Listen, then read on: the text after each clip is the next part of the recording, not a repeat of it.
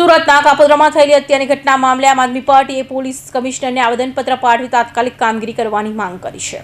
સુરત શહેરમાં કાયદો વ્યવસ્થાની કથળેલી સ્થિતિ બાબતે સુરત આમ આદમી પાર્ટીના કમિશનર શ્રી આવેદનપત્ર પાઠવ્યું હતું કે આમ આદમી પાર્ટીના નેતા ગોપાલભાઈ ઇટાલે જણાવ્યું હતું કે ભારે દુઃખની વાત છે.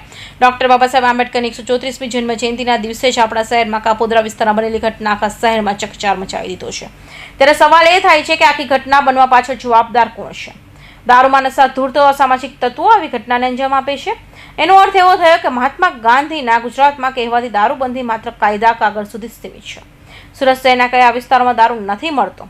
વધુમાં જણાવ્યું હતું કે દારૂની સાથે સાથે સુરત શહેરમાં ડ્રગ્સ પણ માજા મૂકી છે.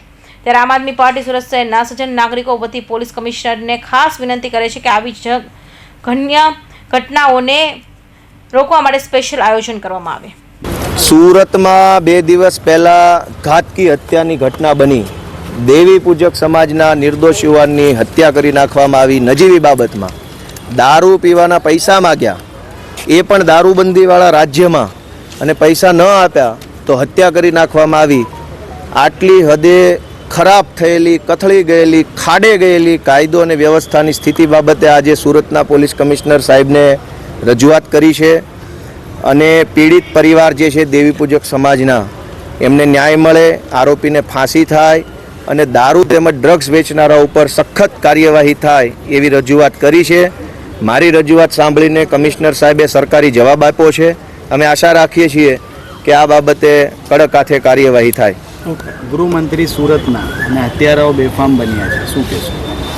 ગૃહમંત્રી વિશે મને જાજુ બોલાવો નહીં.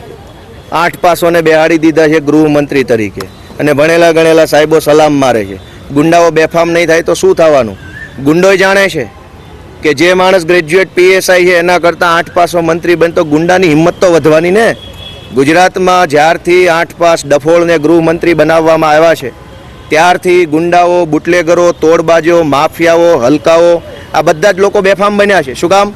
કે તમામ ગુંડાઓ, માફિયાઓ, તોડબાજો, બુટલેગરો, પેડલરોને ખબર પડી ગઈ છે કે ગૃહમંત્રીમાં કંઈ કાઢી લેવાનું છે નહીં, ડફોળ આદમી છે. અને પોલીસના હાથ બંધાયેલા છે.